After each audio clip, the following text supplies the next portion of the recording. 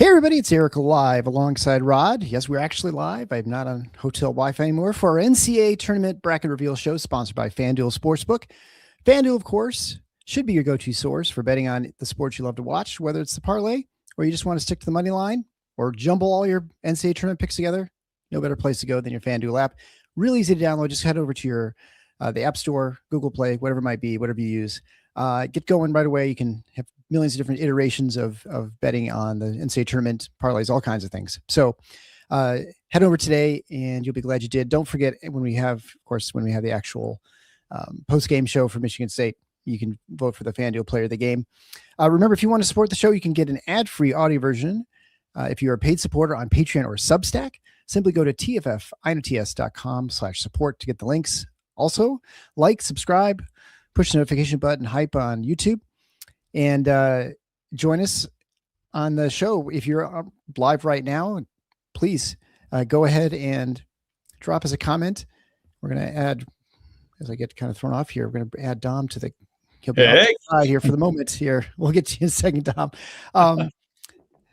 And drop a comment, live stream. We'd love to hear what you have to say, what you're thinking. Okay, Rod. So we finally reached the first climax of the season and a time when a lot of fans, frankly, start paying attention to the college basketball, the bracket reveal. Obviously, we've been paying attention all season long. By all reasonable measures, Michigan State has had a very good season. They finished the year 25-7 for the year, secured number 3 seed, 15-5 in the Big Ten. By any objective measure, a very solid year. Maybe not great, but very, very good. Of course, a lot of saltiness expressed by some of the fan base. I think the hysterical or on the younger side, the ones who don't remember what it was like to not be in the NCAA tournament every year. That's right. And I think partially due to the historically great season that Michigan's had, probably people feel a little bit better that they lost to you. Yeah, but that's also, we've talked about this before. Yeah. That's also got a lot to do with the reaction of some corners of the Michigan State fan base. The idea that you can look at a 25-7 regular season while counting the ridiculous birthday party sack race, and think that that's a sign of some problem it's a lot of it, not all of it. Some of it is just stupid expectation, but which, the title of our podcast from day one got at. That's why. Right. Just so people know. I'll repeat that again. That's why. That kind of reaction, that's why this thing's called what it is. It's a Tom Izzo line, and it's point blank, dead on accurate. Yes. But I do think all of that is exacerbated tremendously by the fact that Michigan has had the season they've had. So I guess it is a good thing, which it sounds like you were saying, that Michigan is not the Big Ten champs anymore. I mean, that's how they told us it works last year, right? Right. I got that right, don't I? Yeah, if you talk to the right people in the media, they'll definitely say that. But yes, you're right, absolutely, 100. Even the people in media who know Big better. Ten champs, right? In this house, produce the Big Ten champs. Oh right? Boy, let me tell you. Well, I tell you, we're there, and I actually took off my shirt. I was wearing my son's Purdue engineering shirt, so I was in the stands which was a great game, a lot of fun, packed house, and I will say, we've gone to a number of Big Ten tournaments. This is like the 6th or 7th one we've been to. A lot of fun this year. I mean, I was sad that Michigan State, the first game, 1-game exit, that was disappointing. Obviously, Iowa made it to the second day, which was nice. So they actually got to see him twice. So our teams didn't get last a long time, but my son's team, Purdue, they obviously they won it all. They did great, and so that was a lot of fun for that, and lots, like you said, a lot of good games, a couple overtime games, and most of them are very competitive, especially late. And the best thing about it, since it was in Chicago. In general, I don't like Chicago as a venue because it's hard getting in and out of the United Center. Yeah. Although we had a great hotel and we could walk to the stadium. I mean, it's like 10-minute walk. It was unbelievable. So in that sense, it was actually better than some other places. But the best part about Chicago, when you have teams that are, we'll say traditional Big Ten teams that are situated in the Midwest. Yeah. Today you had Purdue, Michigan. You had Wisconsin yesterday. UCLA, they have almost no fans. Right. But you get really, really juiced up arena. And it's in a place that's easy to get to. Chicago. I mean, how many million people live in the Chicago metro area? Right. Just a ton, and lots of people, alumni. So it's got to be the number one city in the country for Big Ten alums. Has to be. Oh, no question. No question. I mean, Minneapolis was good. It was a nice venue, but it was not well attended because it's just hard to It's get too to. far. So you get Too there, you far. have to fly. Like if you're a Nebraska fan, you can maybe make the drive to Chicago or Minneapolis, but you get into now again, we've always talked there aren't many Penn State fans, there aren't any Rutgers basketball fans, but there's certainly Penn State fans. And so they're flying places. Of course, all the Pacific Northwest teams and the California teams, they have to fly and they just don't show up. And the nice thing about like a day like today or even yesterday, you can be the random alum who's like, oh, my Badgers are playing. I'm going to pick up a ticket. Right. And so the ticket prices were pretty, I mean, they were, my wife. Well, that's always because you have Right. the fan bases that lose. I went to the very first Big Ten tournament in 1998. So this is before anybody had been through it. Mhm. And day two, in that period, you only had one extra day instead of this. Well, we've got Right. 3 now. Yeah, I was there a long time before I saw State. I'm trying to remember. Yeah. So it was Michigan State lost in the quarters to Minnesota that year. But, the problem we had, we were naive enough to think, oh, well, we'll just take our tickets for the next 2 days because we had it for the full run. We weren't buying by the day, Right. the whole weekend. We'll just take our tickets and sell. Well, Indiana, I want to say both Indiana and Purdue went out early as well. Michigan ended up winning it. I know that. And so there was no market. Yeah, right. Once those fan bases were out, it was in Chicago. It was at the United Center. Anyway, well, I'm glad you had a good time, and you did actually get a lot of competitive games. I mean, there are definitely years where it's not this good. That in is terms of the 100% true. Quality of the games, of the exhibitions. Yeah. Sorry. The exhibition games. Wow. Yeah. But, to just talk about Purdue for briefly, and we'll get talking the brackets and all kinds of other things, but there was definitely a value for them for sort of like, they started kind of figuring things out. And so I'm not saying they're going to go in some deep run, but they looked more functional. And I think they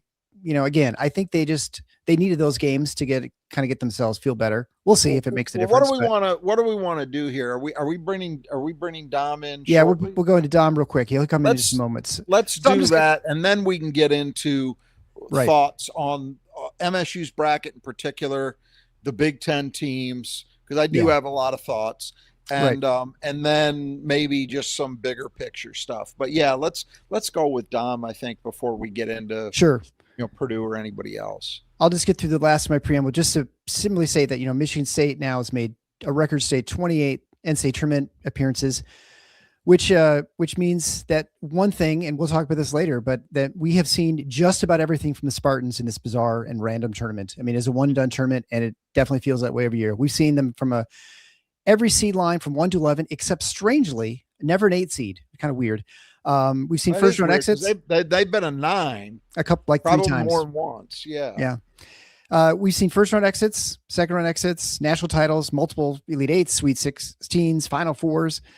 So those coming from likely and unlikely seed lines. So, I think before anyone gets too worked up about anything, don't get too worked up. But we're going to bring Dom on. So Dom is, of course, America's #1 bracketologist, at least for another 24 to 36 hours. Yeah.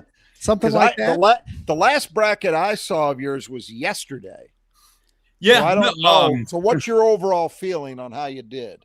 No, I think, this is actually the highest score I've ever gotten on a bracket. Wow. Now, a lot of other people also got their highest scores ever because the committee did the best job that they've arguably ever done this year. They were very spot on. And honestly, all of the misses that I had, even those were really mostly just based on them actually factoring in the weekend games, which we've talked about that before. Yeah. Usually, historically, they don't care about the Saturday games or the Sunday games. I want to get into that. I definitely want to get into that because and we saw it particularly with Michigan State, I think. Now, I want to start with an initial Michigan State-centric question for you, and this is just asking for your opinion based on what you saw them do. So pretty clearly what happened, and you see it in the seeding lines. Purdue was 8, Michigan State was 9. So that tells you it had to have turned on what happened in Chicago. Had Michigan State won on Friday night against UCLA, do you suspect that alone would have been enough to get them the last 2 seed, or would they have needed to beat Purdue in that semifinal on Saturday? What's your take on that? I think it would have been a coin flip call. Obviously, since I was thinking that they wouldn't have factored it in regardless, then I probably would. I would have still had Michigan State as a 2, which I did. But the committee seemed to really value also head-to-head in these weekend tournament games too. For example, putting Arkansas as a 4 over Vanderbilt when they beat them today, and then and that was one I had flipped around too, just because I didn't think that they'd really honor or care about that game like they historically haven't. So I think Michigan State probably would have had to beat Purdue. Just because looking at what they did with Arkansas and Vanderbilt, that kind of would have gone in line with that. It's a tell. Michigan State probably had to go all the way to the final to actually get that 2 seed. Which and just for our listeners, I got to say, specific to Michigan State's situation, I am fine with the way the draw went. I think that getting the 3, that was always my position, was the difference between a 2 and a 3 to me was pretty negligible. As long as you don't fall to the 4 line, right? I think it's more or less 6 of one, half dozen of the other. But particularly the way Michigan State's draw fell, I am A-okay with the way it played out. And especially given that if the price of getting a 2 was what you just suggested, which would have meant they would have had to have played today. No thanks. 100%. No, I completely agree with that. Especially going to Buffalo for a Thursday, Saturday. No thanks. Yeah. And they were and we knew whether they were a 2 or a 3, it had been telegraphed they were going to be in Buffalo. We knew that. Everybody had that, and they were exactly right.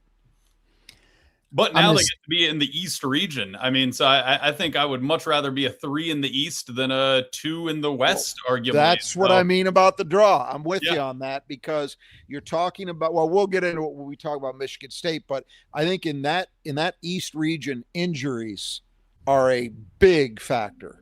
Yeah. When you look at some of these, potentially as soon as the round of 32 for Michigan State, potentially, depending upon how things go. I'm going to drop you guys up for 1 second. All the way up to the top. 1 second. Okay. Perfect. Just this way, it's a little bit easier to get in the comments since, Rod's mysterious in the background. Okay, Eric, go ahead. Yeah. So I guess, looking at your bracket, because I had my wife pull it up. So I just got back from Chicago 30 minutes ago. So I kind of raced in here to get things set up. Looking at your bracket, where you missed, it seemed like it was kind of that 2 through 4 line. It seemed like that was where the trouble ones, especially the Big Ten team. So of course you had Michigan State and Purdue flipped. I think you had Nebraska as a 4, and they ended up on the 3 line, I think. And, no, they're 4. I only had 6 things wrong on the entire. Yeah, I mean that's basically there were 6 groups of 2 teams that I had swapped the wrong way around by 1 seed. That's remarkable. And I would say half of those were completely just based on those late games mattering. So had someone whispered in my ear, the committee chairman told me, "Hey, we're actually going to care about these weekend and Friday games this year." I think I would have only had 3 swaps the wrong way. Those 3 on the top that you were talking about, obviously Purdue over Michigan State. If I knew they were going to factor these games in, I would have had Purdue over Michigan State. Virginia over Nebraska was the next one. And again, had I known these late conference tournament games would matter, with Virginia's run to the ACC tournament final, almost beating Duke, and Nebraska losing early big to Purdue, I would have swapped that one. And then Arkansas getting the 4 seed over Vanderbilt. Again, that was head-to-head. They beat them for the second time. So if I knew that game was going to matter today, that was probably a pretty obvious one as well. I will say only caveat on that one is if I knew they were going to factor in that Arkansas-Vandy game today, I might have actually ended up having both of them at 4s. So I probably would have missed anyway. I'm not surprised at all that Arkansas got a 4. I'm happy Arkansas got a 4 because, again, they deserved it with their win today. I just thought the committee wouldn't give it to them because it was too late and they wouldn't change it. So I'm not mad that I was wrong about Arkansas getting a 4. They 100% deserve to be there.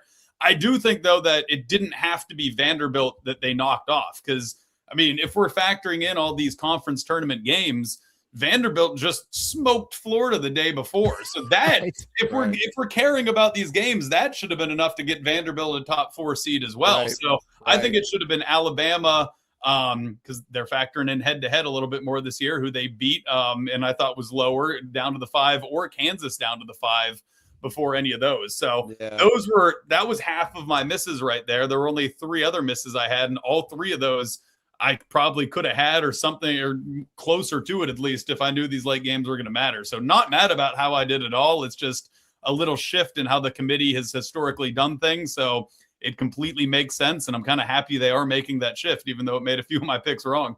Have you had a chance to look at much in the way of your competitors? In other words, just was at least everybody playing it the way you did, because that's historically been the case, or were you seeing people that went off the page and kind of threw the Hail Mary that these games were going to matter? There were some that did, again, in the past, that's helped me be ahead of them, because people have factored in those late games, and then it's, hey, it didn't matter, and my bracket's now better. But what did help is that, like I said, I only had 6 swaps wrong. On the flip side, pretty much everything else that didn't have to do with these late tournament games that I was 50-50 torn on, debating until the final hour, I ended up getting pretty much all of those right, like Clemson being the final 8 seed instead of St. Mary's or UCLA, Louisville and BYU being the last 6s, UCF being a 10 seed instead of Iowa or St. Louis, and all those areas that really were just decided already before this weekend. I got pretty much all of those dead on. So I still think I did pretty well in our little group chat of bracketologists. I was still one of the highest ones there. So I still think I did fantastic, and maybe held on to the top seed. But I mean, there could be someone else out there that had a pretty much similar bracket than mine and did factor in every single late game and scored insanely good, and they could pass me for number 1 overall. But again, if that's the case, I won't be mad about it, because if I missed all of these because they were the ones that I was just coin flip on, and I guessed the wrong way, I'd be like, oh man, what was I doing? But since most of the ones I missed were the ones that I can back up by saying, hey, there was historical precedent here that they just decided to break, and that's what I missed, so be it. I can stand by those picks, because there's precedent for why they would have been that way. But the new committee chairman decided to actually factor in the late games, and I'm not going to sit here and complain like, oh, that's not fair. Why did you factor in these games this year? Because they should have been doing that all those previous years too. So even though it made my picks wrong, it was the correct picks.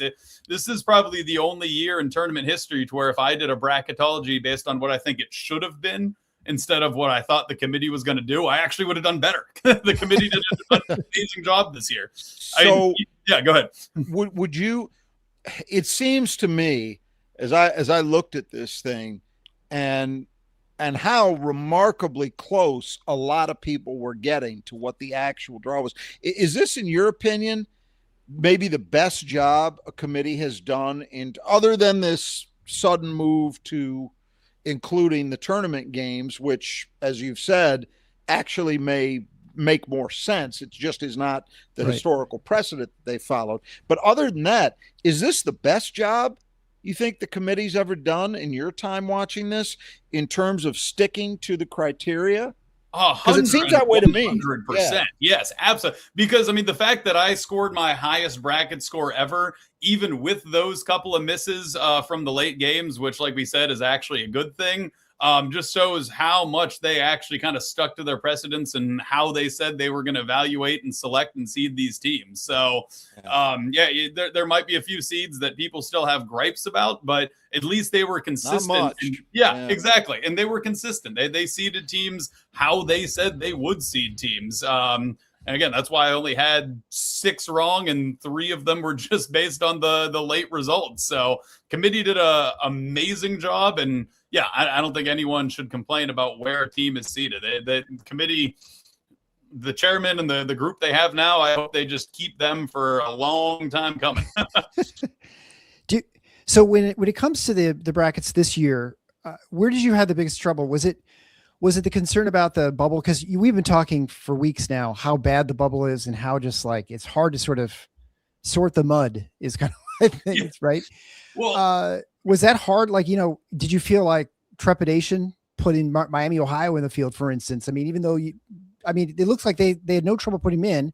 That when they sort of use the metrics, it sounds like that's what sort of brought them down to a play-in game because they, from the metric standpoint, but they earned the berth, but not, the seating. Yeah, no, actually the way it panned out this year, I had no trouble at all selecting the 68 teams. And I think most bracketologists went 68 for 68 this year just because of where that cut line fell. It just happened to fall where the biggest gap was. The last teams in were Texas and SMU, and the first teams out were Oklahoma and Auburn. And I think had that seed line been up one or down one, it could have been really tough. Like if one more team had to be included because there wasn't a bid thief and we had to pick between, is it Oklahoma? Is it Auburn? Is it San Diego State getting that last spot? You would have had 3 bracketologists and each one would have had a different one. So had that cut line been one lower, that would have been really tough. And then conversely, had that cut line been one higher, had there been one more bid thief, and now we have to knock out Texas or SMU. Hands up, I would have gotten that wrong. So thank goodness there wasn't one more bid thief. I had SMU as my last team in. The committee said, I had Texas as my last team in, and the committee said that SMU was their last team selected. So if San Diego State had won yesterday, I'm only going 67 for 68, and some other people might have gone 68 for 68. So that actually worked out in my favor.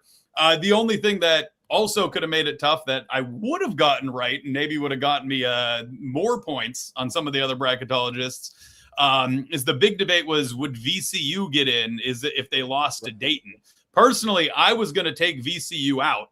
I was just going to put Dayton in their place, and I was going to have VCU be the first team out. But I know a lot of other bracketologists would have kept VCU in and had both Dayton and VCU making it in that case.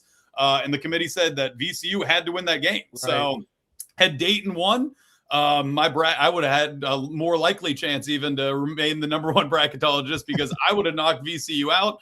And I think a lot of other bracketologists wouldn't. So in a way, I kind of wish Dayton had won. But on the flip side, I'm happy for VCU. So I'm only selfishly mad that they didn't win.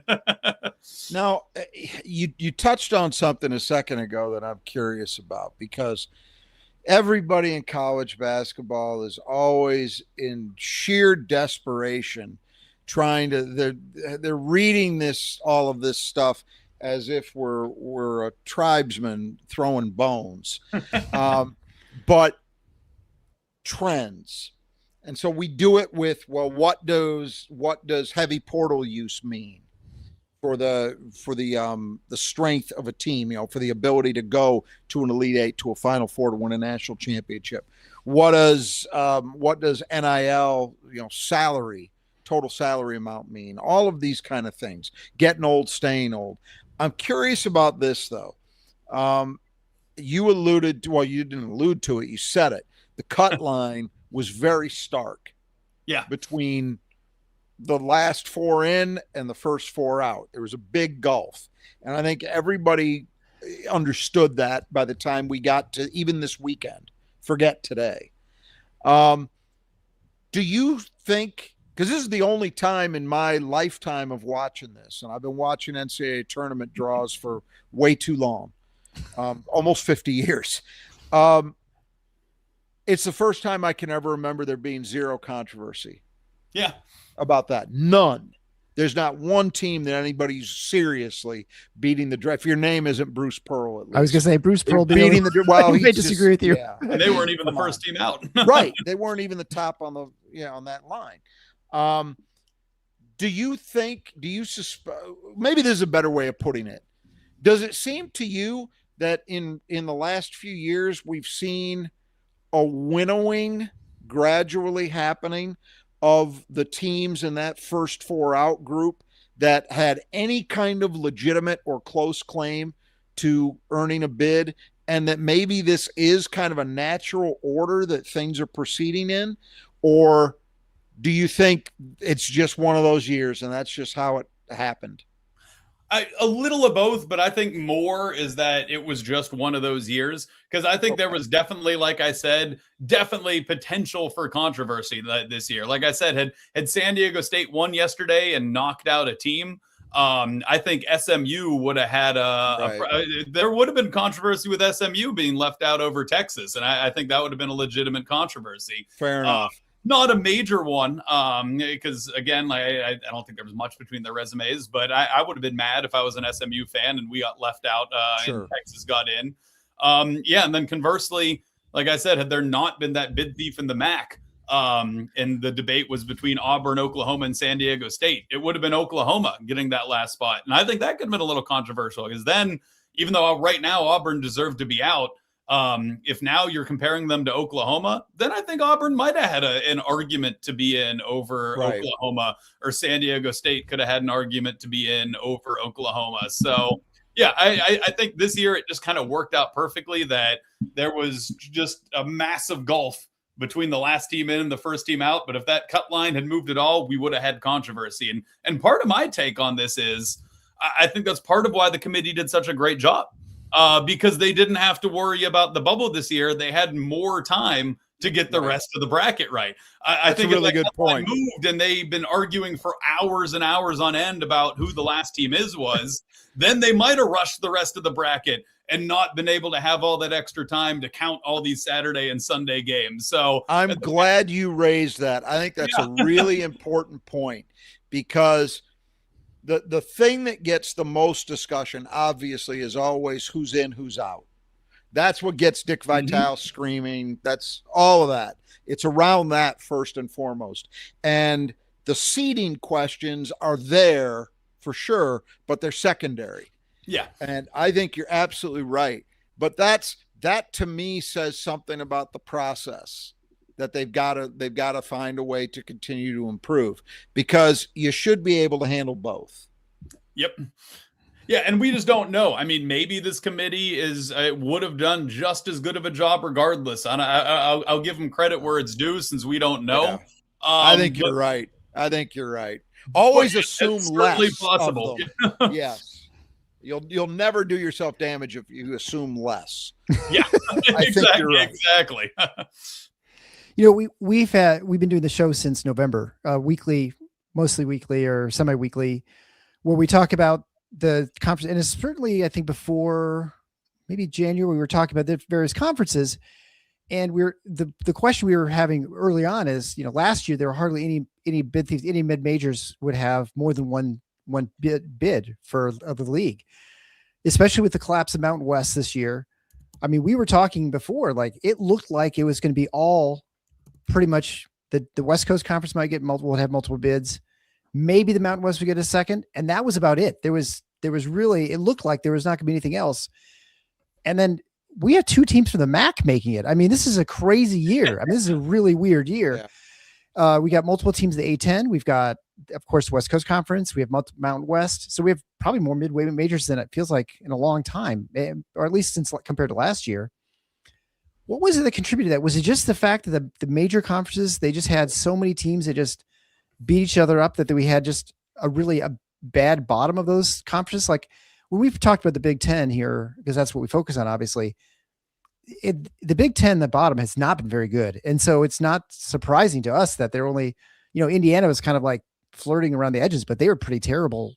Most of the, there wasn't an 11th team that was realistic once you started getting into February. It was obvious. Yeah. USC was the fourth team out, but I think they were clearly the fourth team out. I think the first three teams out are the three that would have been in contention had there not been a bid thief. And then Indiana was there just because first four out is what they do, and there had to be a fourth team there.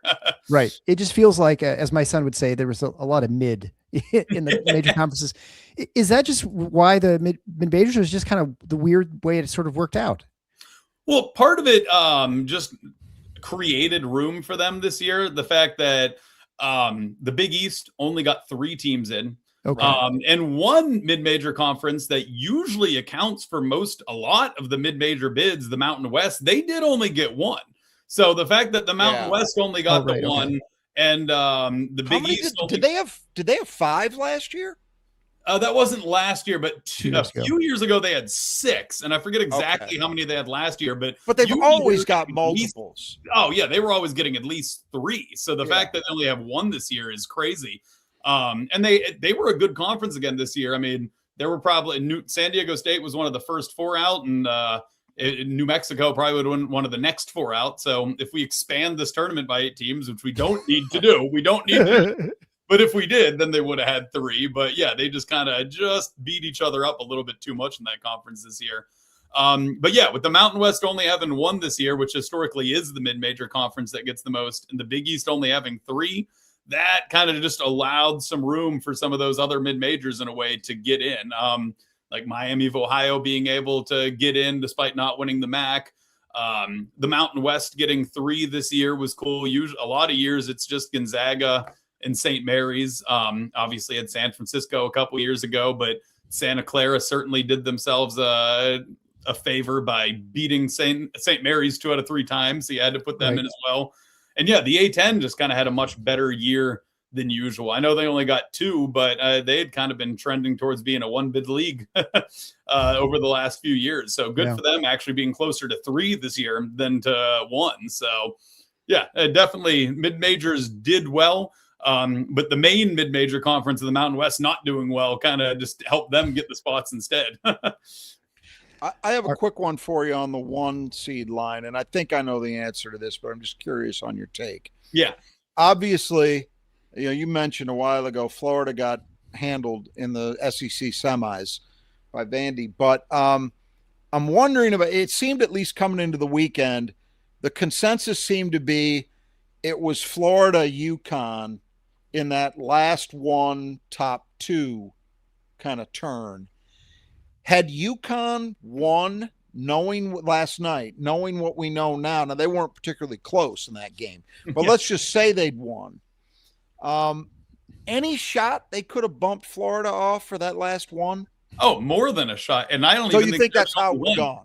I think had UConn won, they would have been the one over them. I even think had Houston won, given how much the committee showed that these late games mattered. I think had either Houston or UConn won, they would have been the last 1 seed over Florida. But just after Florida opened the door for them, just both of them closed it right back and let Florida stay in there. So, but yeah. So I was leaning doing that regardless, and now seeing the extra impact they've put on these tournament games, or not the extra impact, just the correct impact when they usually put in no impact. I'm 1,000% sure that had either Houston or UConn won yesterday, they would have knocked Florida out of that 1 spot. All right. Well, I guess we'll let you go. I think someone posted earlier something about they had actually. Oh, this is here. It is Keys to Wisdom mentioned. CBS had Vandy on the 2 line yesterday, and they ended up at 5. So laugh so hard. CBS is terrible all year. And for those who've been listening to the show, just to point out, Jerry Palm, who is the bracketologist for CBS, he's not anymore. Jerry Palm. Oh, he's not anymore. Oh, okay, good. Yeah. Right. But I still don't think the maybe his acolyte. Well, apparently now CBS isn't even using a person for their bracketology. They're just like basing it completely on a metrical formula that clearly doesn't work if they had Vanderbilt as a 2. So I honestly, I mean, say what you will about Palm and where he was ranked, but I think he probably did a better job than just an AI formula did. That's for sure. Yeah. All right. Well, the humans beat AI this time. Well, it helps the humans are running it too, I suppose. That probably is part of the solution as well. So obviously for those of you wondering, we'll probably know on Tuesday where your final ranking is. It's important to point out that your number 1 ranking is based on it's like a 5-year rolling average, right? So I think, so it's not just like if you just hit it right 1 year that you're number 1. It's the fact that you're just consistently, and you've been top whatever percent, obviously like 6-7 years in a row, which is why you're the top in the country, right? I mean, that's why.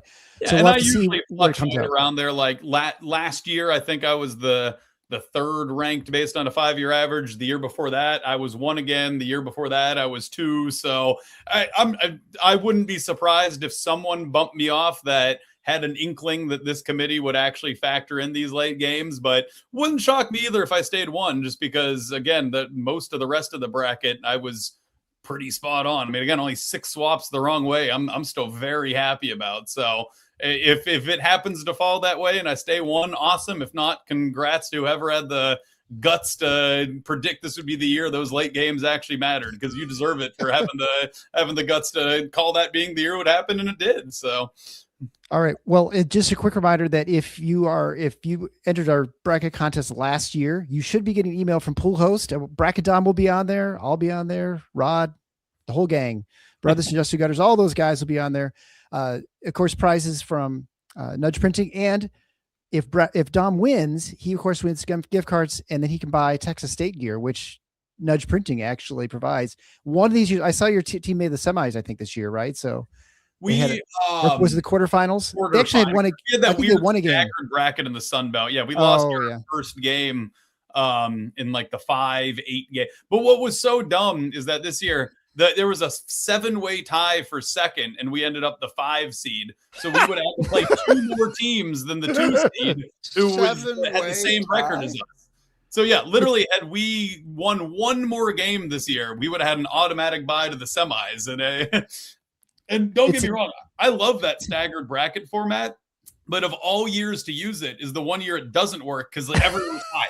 If there's a clear top 8 in order, the staggered bracket's awesome. The one time that doesn't work is when everyone's all clustered together, and of course that's the year the Sun Belt goes to it. So go figure. Yeah, it's clearly the Texas State conspiracy continues, and hopefully you guys can overcome this. They can't handle us being in the tournament. Well, thanks a lot, Dom. We'll take a look at, you should have you'll see on Thursday who Don picks for the NCAA tournament, because I think your picks on the tournament brackets not quite as good as your bracketology and picking who makes the tournament. Yes, I am good at predicting who will be in. I am not good at predicting who will win. So that goes for all of us, really, though. So yeah, you're not alone there. So I encourage everyone to join. Of course, you can go to our contest page at tffinots.com/contest to sign up for the free. And it does reward you on upsets too, because it makes it kind of fun, makes it a little bit harder to sort of predict. Yeah, I love doing that. Yeah, and because otherwise I always tend to just pick too much chalk. Yells is so much more fun because you can, I'm gonna pick this 12 because I think they could win. I'd get more points than if the 5 won. Yeah, it's a great format for a bracket group. All right, we'll see you good. We'll see you later. We'll see how you turn out. Okay. Absolutely, appreciate it. Thanks for having me on. Absolutely. All right, so let's get back. So let's talk about a little Michigan State here first. Here, Rod. This year, so Michigan State finds itself as a 3 seed, like I mentioned before, in the East region, facing off against North Dakota State. They'll in the first round. The second round matchups are either Louisville or USF. Potentially a Sweet 16 matchup against UConn, who they played in the exhibition season, as Michigan State fans will probably recall. And maybe Duke after that for a trip to the Final Four in DC, which I was there in 2019 when Kenny Goins hit that amazing 3-pointer, right, and then that crazy inbound pass from Tillman to Cassius Winston, who just dribbled around in a circle and stuff to run out the clock, with probably 3/4 of the arena as Duke fans. So it was that was fun.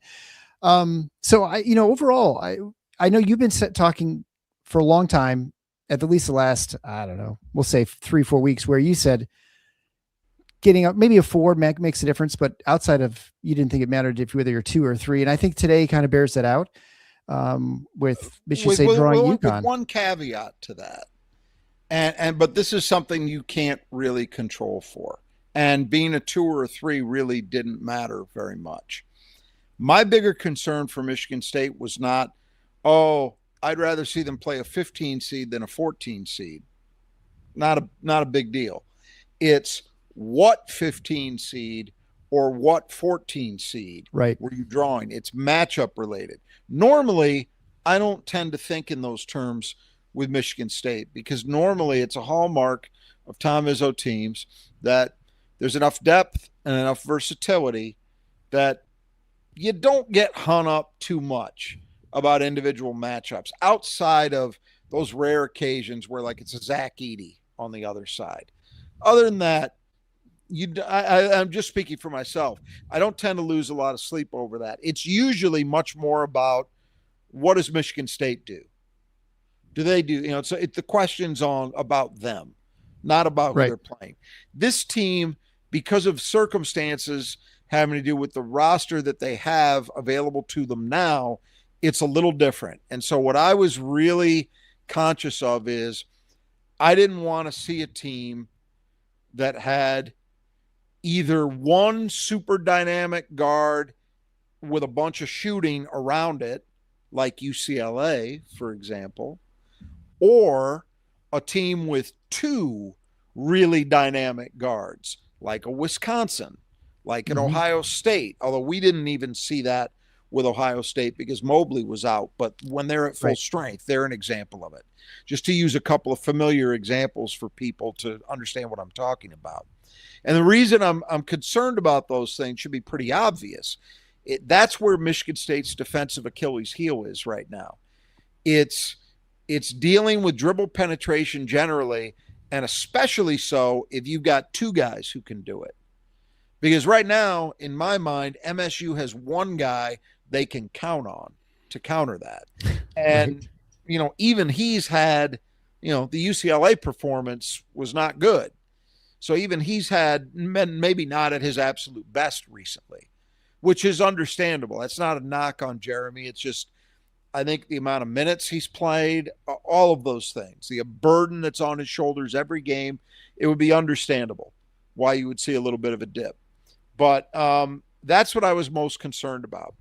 And, this isn't a North Dakota State preview, not yet. We'll get to that in the week. Yeah. But based on what I know, I do not think Michigan State drew a team that hits them where they live, so to speak. Yeah. They do shoot threes reasonably well. They're just slightly worse than MSU on the season. Their shooting is inside the top 100, but they don't take a boatload of them. They're in the top third nationally in three-point rate, but it's nowhere near what you really worry about coming into a game like this. It's ironic because I spend so much time talking about how I'll never put money on a team that's ultra heavy with threes to go a long way.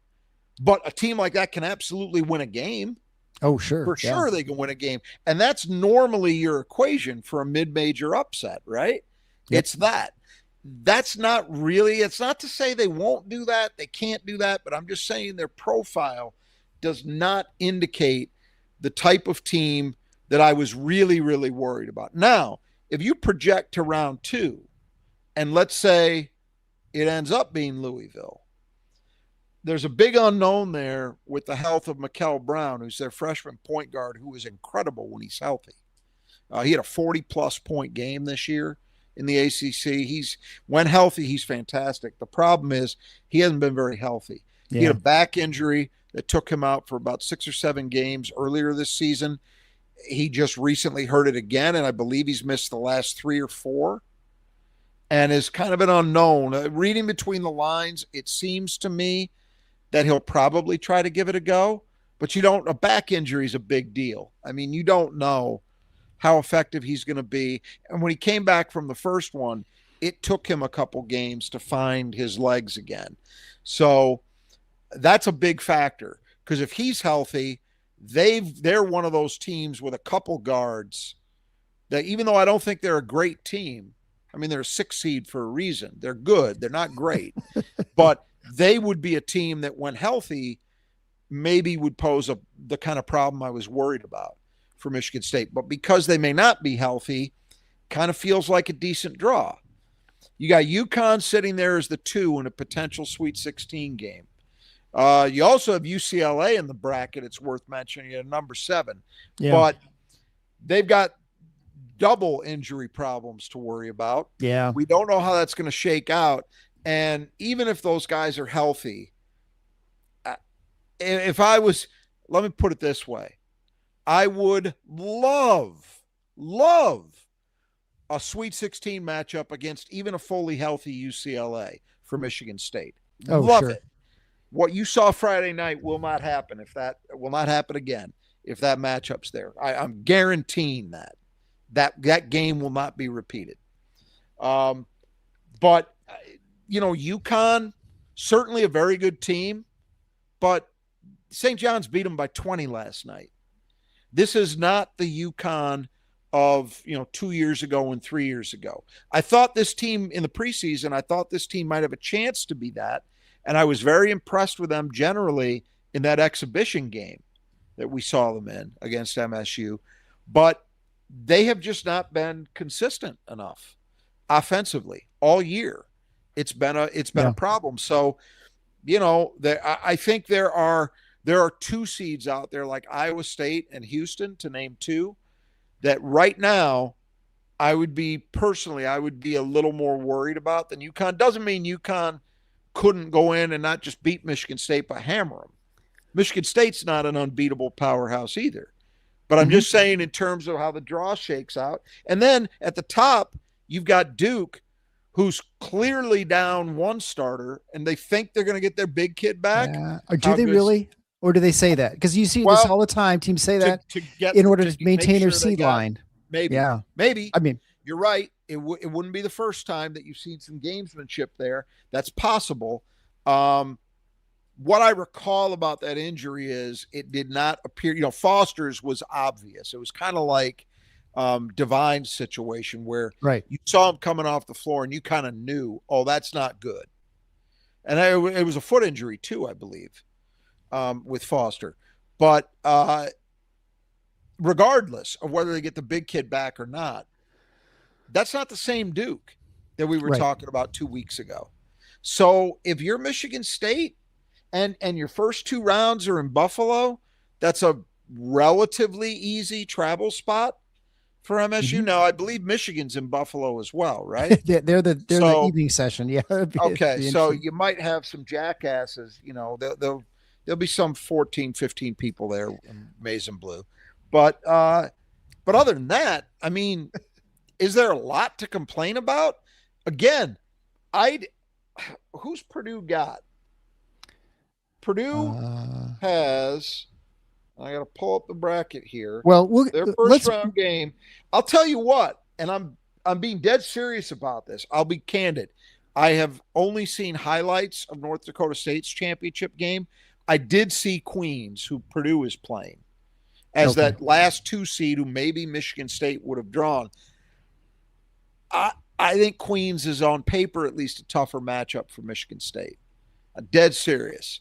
That's what I mean. Like the 15-14 difference doesn't mean a lot to me. It's what kind of team you are. Yeah. And there were other teams on the 14 line and even the 15 line that I thought were tougher matchups in North Dakota State. Again, for the record, does not mean North Dakota State will be easy. Does not mean they can't beat Michigan State. It's just you have to approach this the right way and say, what are the major weaknesses? What's the ability of this team to best attack those weaknesses? And I don't think North Dakota State was a bad draw, given what was on offer, Sure. Yeah. Well, when you Plus you'd be dealing with Arizona as your 1 seed. If Michigan State had out west. 2. Give me this Duke team. If that's the balance, I mean, you look at it, who's the 3 out there? Gonzaga's not great this year, but you got Arkansas is a very dangerous 4 in the other Wisconsin's half a 5. Yeah, they're not going to go. But yeah, I mean, I'm okay with where Michigan State is. I really am. One thing that has been focused on by some people already I've seen is not that the teams themselves are ultra heavyweights this year, because we've just talked about how injuries are playing a big role in the East Regional. I don't think there's any doubt about that. But the caliber of coaches, you've got 3 guys already in the Hall of Fame, and Dan Hurley's not one of them. Right. So that is, and neither's John Shire, by the way. No, so you're talking about Rick Pitino at St. John's, you're talking about Bill Self at Kansas, and of course Tom Izzo at Michigan State. And then in addition to that, you've got, as I say, Dan Hurley. You've got well, I'm not convinced that Pat Kelsey is the greatest thing since sliced bread, but he has had people convinced that he's one of the hot young coaching names. Like Mick Cronin, I've obviously been very impressed by for a long time, and I think is a very solid coach. So there's some really, really solid. Jamie Dixon is in this regional. So there's some really solid coaches that are in this regional. But the top end, Jesus Christ, 3 Hall of Famers and Dan Hurley, that's ridiculous. And so what goes along with that, of course, is brand names. You have Duke, Kansas, Michigan State. That's 3 of the 4 Champions Classic teams. Right. Then you got UConn. And then after that, you've got Louisville, which is still a huge brand. You've got St. John's, which when they're going good is a decent brand, and Rick Pitino being associated with them helps. And then even, UCLA, right? Yeah. Ohio State as a brand, it's not the upper tier in college basketball, but it's a name people know. So it really is. It's an interesting regional in those ways. But I think we're both in agreement, right, that from a Michigan State perspective, you probably couldn't have realistically hoped for much better. Well, I mean, the truth, of course, is that you're not going to get through without having a tough region. I mean, every region has good teams. That's the whole point of it. Now, you may not play them because things can happen. And so we've seen years like that where just sort of like the best teams to melt away. I mean, Michigan State's region, when they went to the Sweet 16, lost to Kansas State. I mean, FAU ends up the Final Four, just kind of now they beat somebody to get there, but still it was kind of like a fluky kind of year. And those happen, which, you just never know. Absolutely. You just never know. And that's, well, I think that kind of leads us into, go ahead. But all we can do is evaluate it based on the information we have at hand at this point. And when you analyze it through that lens, I think it's, again, undeniable that I'm not saying Michigan State got a cakewalk. That would be ludicrous. They're not good enough to declare anything to be, just bottom line. Maybe put a finer point on it. They are not consistent enough to say anything is a cakewalk. But were there paths out there that, at least on paper, look tougher, potentially, theoretically? I believe the answer to that is yes. I think you're right, too. Well, and that sort of brings us to the Fanduel interesting wagers. That there are certainly a lot of, obviously opportunities here, but look at the regions. So one of the interesting things you can do on Fanduel, if you want, is you can pick actually how you can actually bet on whether teams will reach the next round. So this is kind of interesting. So not surprisingly, Duke is the favorite to reach the Elite Eight. They're minus 240. Then it's Connecticut at minus 150, plus 155, Michigan State at plus 220, then Kansas at plus 600, St. John's at plus 600, and then Louisville at plus 420. So actually probably the better odds there. That seems about right, I think. Don't you think? UConn and Michigan the only State thing I would say is this. And Kansas, you don't know. Duke is what? Minus 240. So you have to it's $240 bet to win 100, right? I would not take that bet. And only no way. And only because it's not that it's impossible. Obviously, Duke could still win that regional. But again, if you're evaluating Duke based on what they've been over the season, that's not the Duke that exists right now. And it's not like Caleb Foster was a 25-point-a-night guy, but good Lord, we've seen it at Michigan State. You take one block out of the Jenga puzzle, the Jenga tower, I guess, and everything else can collapse. And it really does work that way. And Duke was already a team that I think you could fairly say did not have upper tier guard play. Their guard play was good enough with their defense and their front court, and obviously having Cameron Boozer, that they were had as good a shot as anybody to win the whole thing, right? That was fair to say.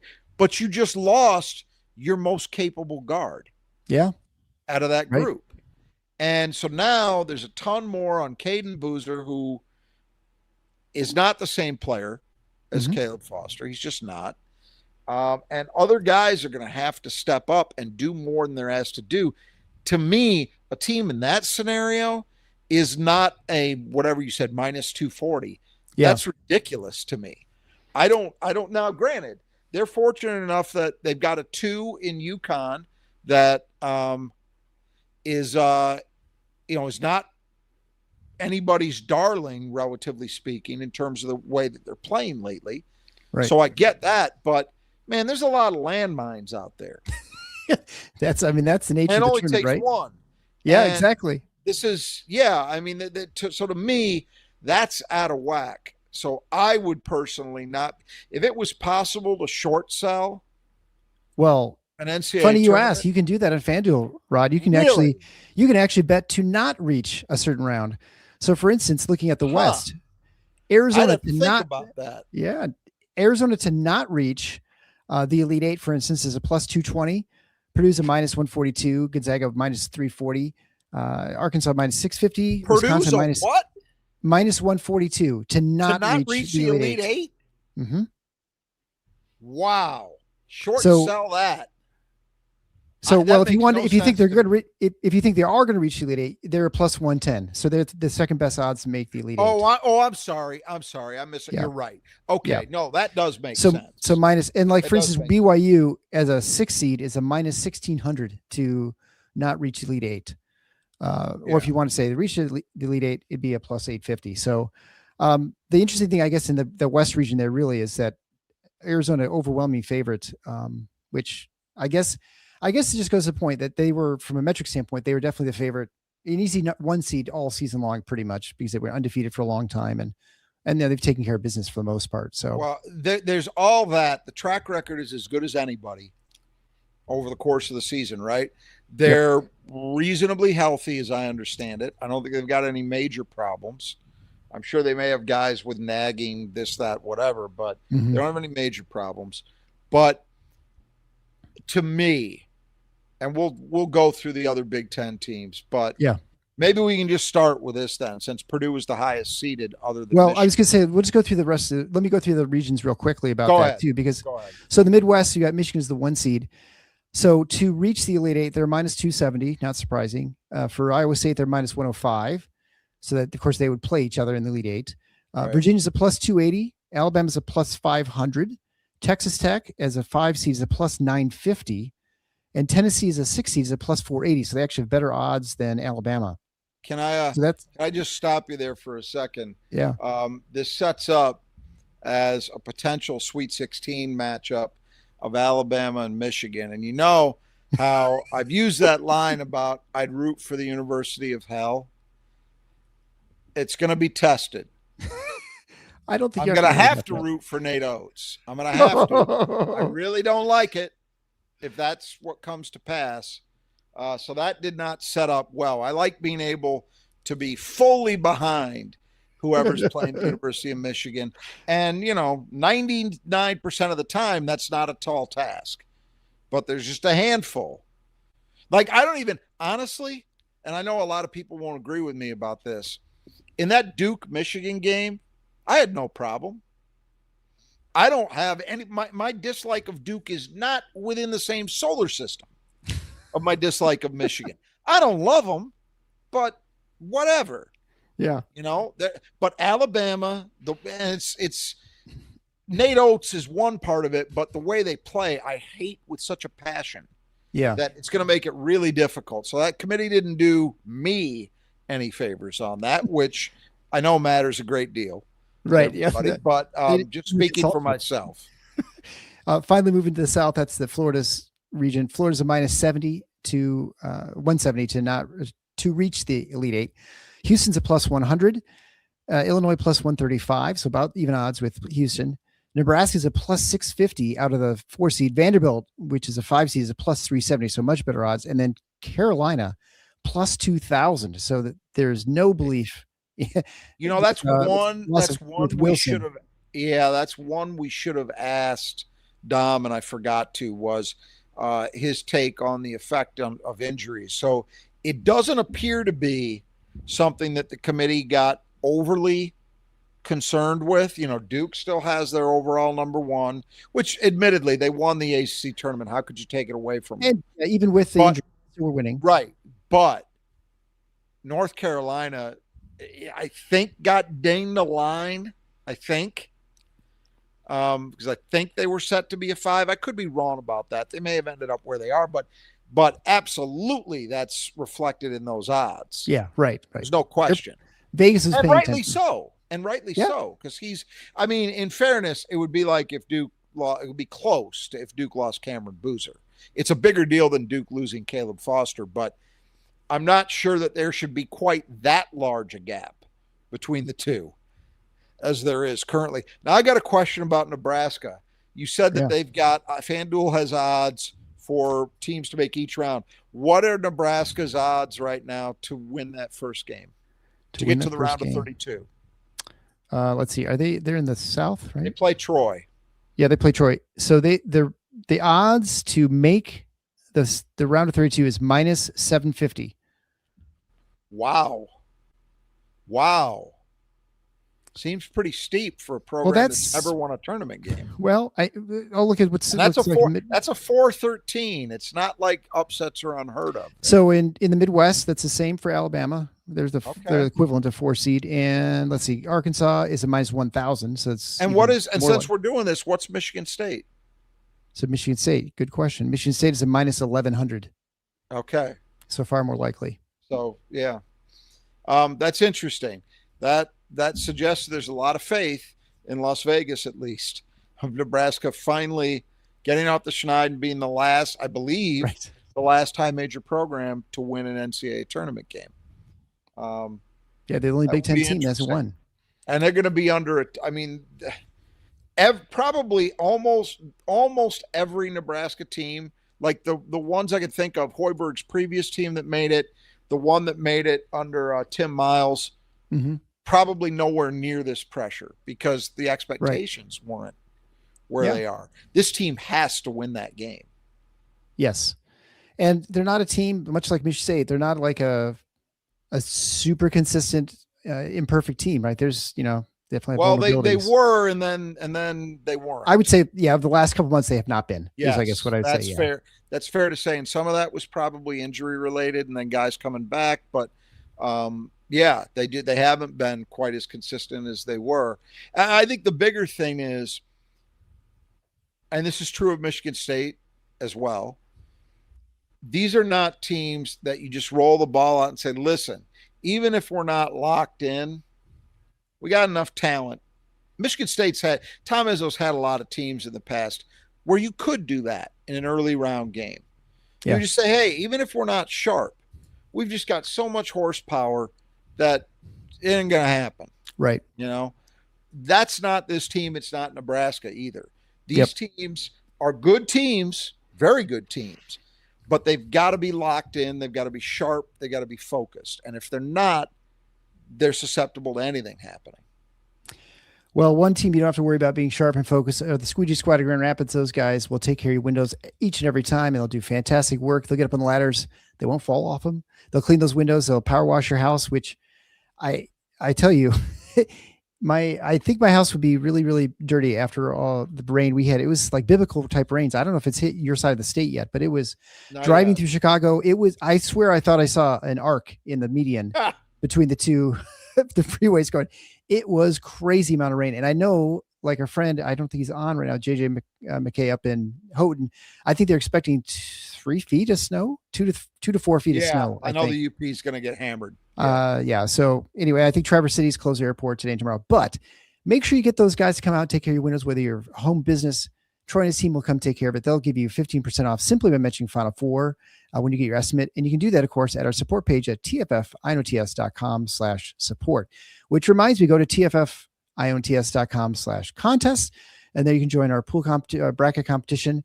Do it today. No cost. And of course, the prizes are nudge printing.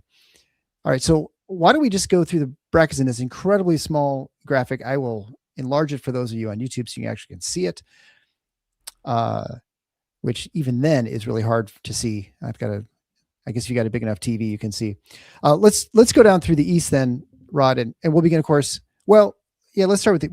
We'll talk about, I guess the first thing is we're going to be doing an in-depth analysis pregame for North Dakota State for Michigan State's matchup. Right. So don't get too deep into this. And I know you've kind of talked about it a little bit. I've said about all you're going to say about it, I think, at this point. Yeah. And I think just a Michigan State's draw in general, if we'll have more, I'd probably come out on Tuesday. So just look for that on Tuesday. And then of course we'll have a post-game show after the game on Thursday. And then the other Big Ten team in the East is UCLA. They're the 7th seed. Well, no, Ohio State's in it. Yeah. So UCLA is the 7th seed. That's the next highest seed. Okay. And let's see, who do they play again? UCF out of the Big 12 now, in case you haven't kept up. Yeah, Central Florida, natural. Johnny Dawkins' team. Yeah. Yeah. Look, I think with UCLA, UCF's a quality team. UCLA, despite what you might think after watching Friday night's debacle, UCLA is not a super team. They've been playing better of late. And I think a lot of that is because Donovan Dent has been better of late. And we did see that on Friday. Yep. But I think the whole thing with them turns on Dent and Bilodeau's health. If those guys are, and I didn't see UCLA's game against Purdue. I stopped watching the sack race after Friday night. Didn't see a second of it. I saw all seconds of it. Yeah. Well, you tell me, what was because I don't honestly know much other than he was hurt. What was the injury? What it looked like? And did it look bad? I will tell you only that my family is like, yeah, Dent's been out for a while. I'm like, he is? I didn't even notice. Okay. Right. So I didn't see anything. But he was in the locker room. He wasn't even on the bench. So he clearly was out. And then it happened probably about 7 minutes into the game. I think he played 9 minutes, I believe. Okay. So 9 minutes. So he played about the first half of the first half. Let's see what we can find. Not super effective. I don't think he has a calf injury. And so not calf strain. Believed to be serious. Yeah. Okay. Not to be, well, so I will only say that calf strains are weird and that they can be the lingering sort of injury that can last a while and they can affect you. Especially as a point guard, I got to imagine your ability to move and stuff. But so it's hard to know. I mean, Bilodeau sounds like hyperextension of the knee, so probably he'll be okay. He looked to me or something. So I think to me all right. He looked okay moving around. Even the Michigan State game when he came out of the locker room in the second half. I agree. Aside from the didn't look 40 horrible. Pounds of ice on his knee. They played it smart. Sit him. Didn't matter.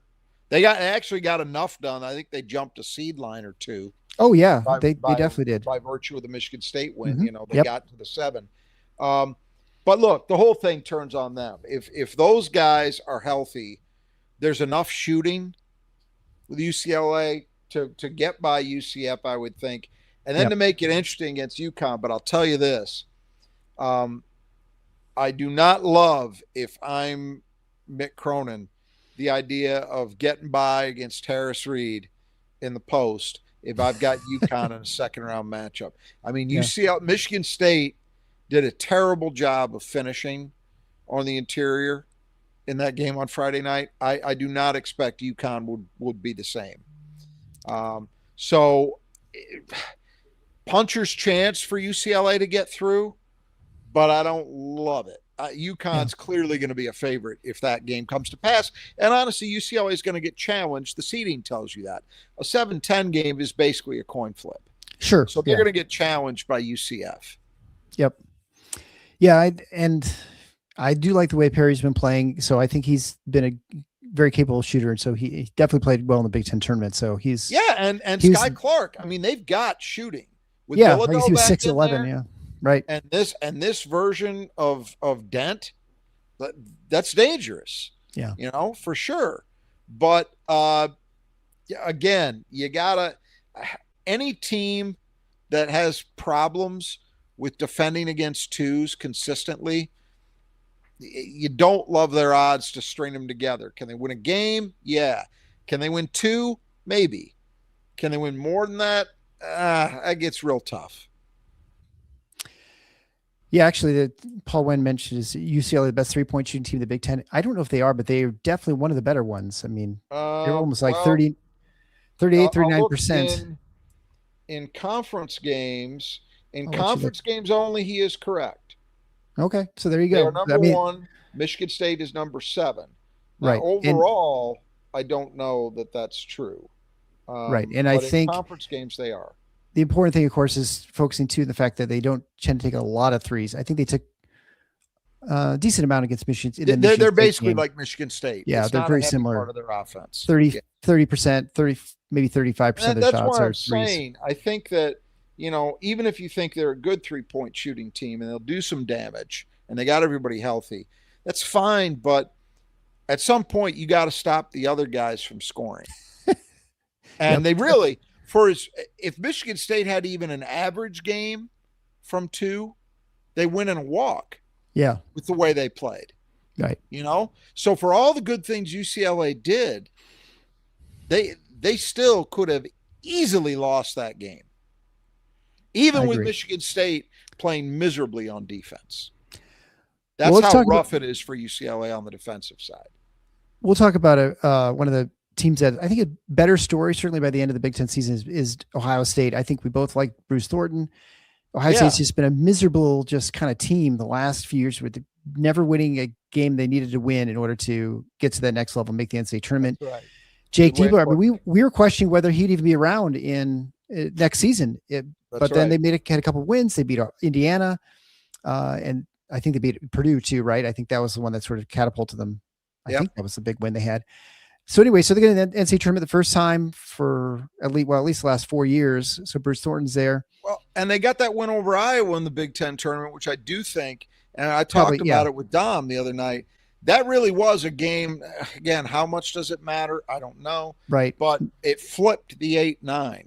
Right, exactly. Moved Iowa down maybe. And but you're right. It doesn't probably matter, except maybe you have you're still in an mathematical. You have still mathematical slight advantage, like 51 to 49% or something like who wins those games.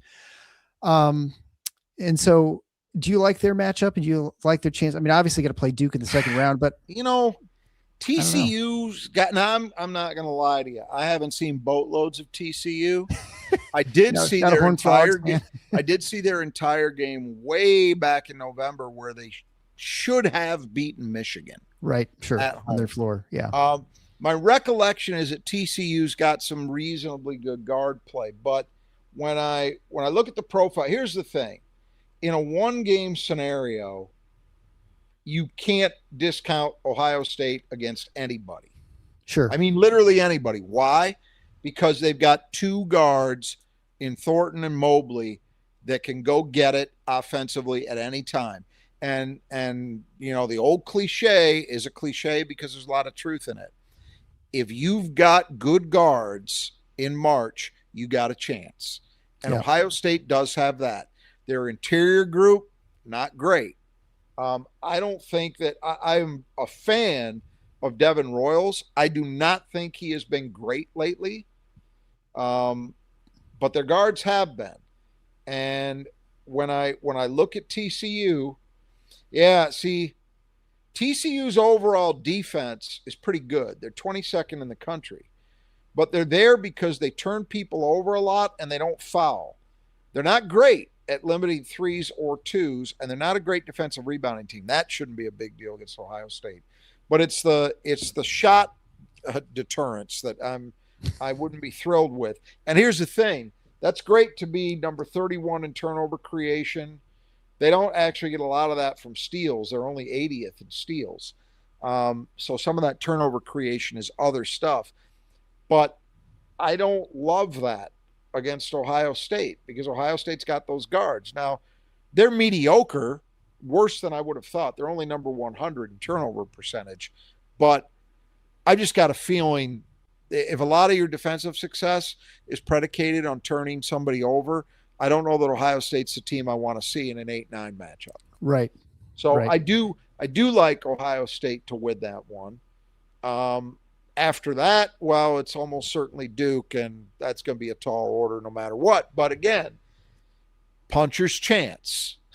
Sure. If Thornton and Mobley, and I said the same thing when they were matching up against Michigan, and it came relatively close to happening in the Big Ten tournament.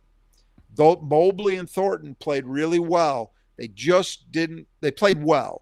They didn't play really well, and they needed really well to get a win. They might have a day. They might have one of those they're both on fire kind of days against a Duke, and then you just never know. I certainly would put that on the very low probability end, but not zero. Yeah. So preliminary feeling right now, who do you have coming out of the East? Because I'll tell you, I've got Duke coming out of the East. I think I just don't trust Michigan State enough at this point. I'd love to think. I mean, I do think they could, but I have a hard time imagining being consistent enough to win 4 games to get there. Yeah. I'll tell you, if this was 2 weeks ago, it would have been Duke easily. Yeah. No before question. The injury. Yeah, I know the injuries. The Foster thing really throws a monkey wrench in. I mean, it really does. I don't think there's even been enough attention given to that. I really don't. When you tell me those odds, it tells me that it's not being seen that way by Vegas, and I just do not buy that. Yeah. You know what? What the hell? Michigan State. All right. I'm gonna go with Jay Billis. I'm gonna go with Seth Greenberg. I do think though, if you were doing this, you'd say, now this is probably the case most of the time, but when you have the number 1 seed versus the field, but I think you definitely feel more comfortable the field here than Duke. I do. Because of injury. I mean, yeah, because of that. Again, if we're 2 weeks ago, it's a different story. It's Duke easily, no questions asked. But then when I look at the rest of this, you know, I don't think it's a lock. Duke gets to the Elite Eight. No, I mean, Kansas could be Peterson go crazy. Looking at St. John's or Kansas, and I don't trust Kansas as far as I can throw them. But it's Bill Self, and if Darren Peterson decides to play, right. Who knows? And St. John's, you know, look, not a pretty team to watch much of the time, but when it's, I mean, I just said Bill Self, take it up another level when it's Rick Pitino. Yeah. Rick Pitino with a team that's got real toughness about them, which St. John's does. You can bag on their offense, but you can't bag on their toughness. I'll tell you what, a St. John's Michigan State Elite Eight game might be enough to kill Roy Williams. It might. I'm exaggerating, but Danny Weiss, 97.1, mentions OSU beating Duke would buy the coach an extension. I totally agree. Diebler would be able to. Oh, no, they'd be, it might even be. It's signed for 5 years right away. Yeah. It might be one thing that would get people in Columbus to care about basketball. They might notice. They might actually turn off their spring football for a few minutes. See, to me, this is an open regional. It really is. Yeah. Because, and I say Michigan State, and I'm going to admit there's some of that is the heart talking, but some of it is the head because it's Tom Izzo, and it's a region that, to me, with Foster out, does not have that, oh my God, we're going to need to be an A+ game to have a shot. Right, yeah. They don't have that feel team. like Duke. It doesn't feel like Duke was Zion Williamson, right? It feels different. No, clearly not. Yeah. Now, Michigan State, to me, does not feel quite like they did in 19 either. No. They're not quite that. They're not far off it, but they're not quite that. Yeah. So both teams are not what they were that year, but I'm saying that for a moment I was going to take UConn, but UConn is just, you say what you will about Michigan State's inconsistency. Yeah, right. UConn got beat in the Big East Championship game by 20. 20. Just a sack race, Rod. Just a sack race. Yeah, but I know what you're saying. I'm just saying, and there's you cannot say, well, UConn's coming in playing well, UConn's shown consistency. They have not. So I really think there's, and I'm not exaggerating, if I include Kansas in there, assuming Darren Peterson is actually playing and is a semblance of what he can be, I could see 5 teams winning that regional. Yeah. The top 5 seeds, I think if any of them win it, it's not a total shocker. That's my take. Well, one thing that would not be a total shocker is if you need gutter work and you find the Brothers Suggested Gutters do the best work you can imagine. I mentioned biblical rain out here. Make sure that water's staying away from your foundation. Head on over to the Brothers Suggested Gutters. They will take care of it, whether it's your home or your business. They'll get the downspouts working. They'll replace or repair anything. They'll also put the leaf guards in, and they'll clean all the junk out that you never got out in the fall. So you want to make sure the things are functioning properly this spring. So contact the brothers today, whether you're on the east or the west side of the state. Head to our support page at thefinal4isnottheschedule.com/support. There you can get a hold of Greg or Kurt, 10% off simply by mentioning Final Four when you get your estimate. All right, so let's move on then down to the South region, which is the Florida region. There we have in the 8-9 game, we have number 9 seed Iowa playing Clemson. Yeah. I don't see Iowa beating Florida for sure, but I can imagine winning a first. I don't know about Clemson. Clemson's profile is not that of an ultra physical team. That's good.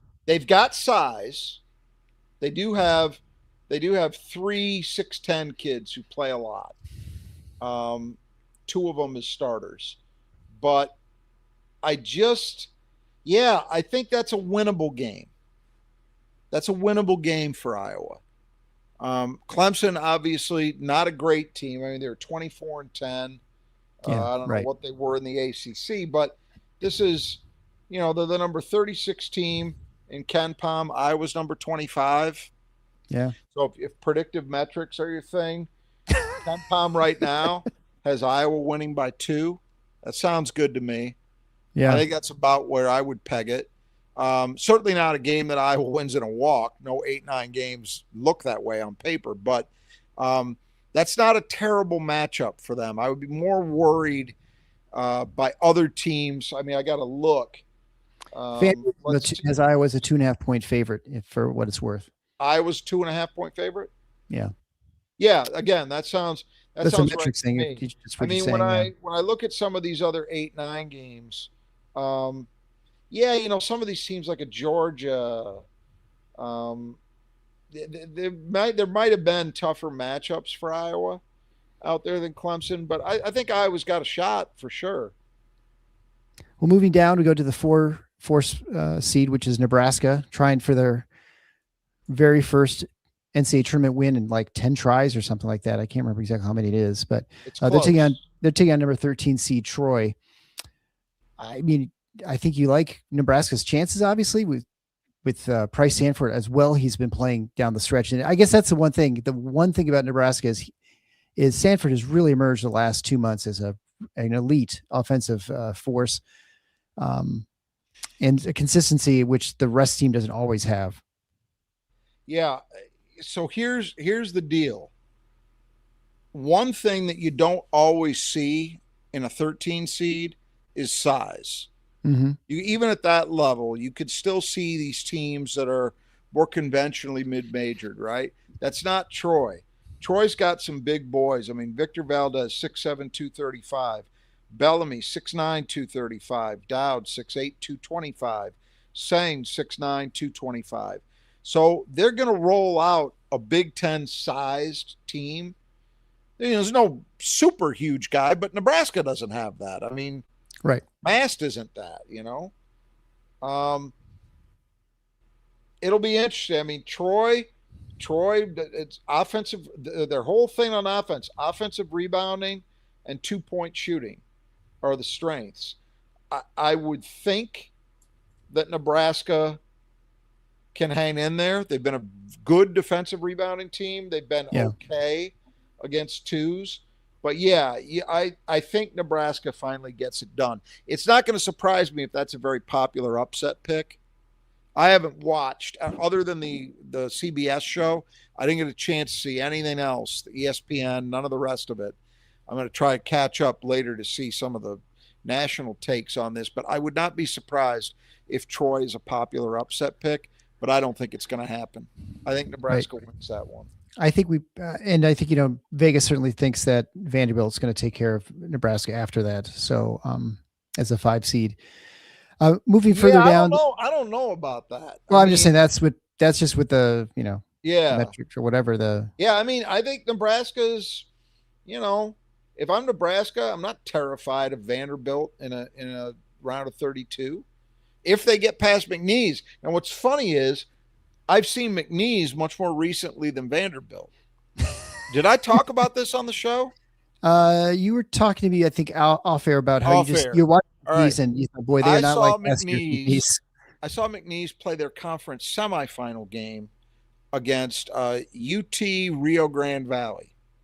Triple overtime, which you would say, just on the surface, wow, that must have been a fantastic game. It was compelling, but it was far from fantastic. I posted this on the Spartan Mag board.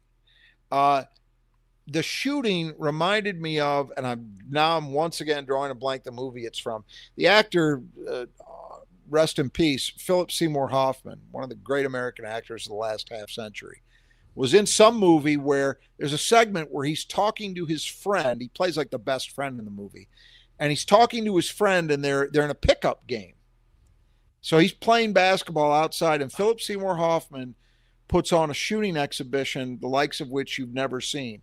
He's literally because he's an actor or hurling the something in this. ball Yes, with both, he plays an with actor. both hands overhead at the rim, and screaming things like "Make it rain." and, Right.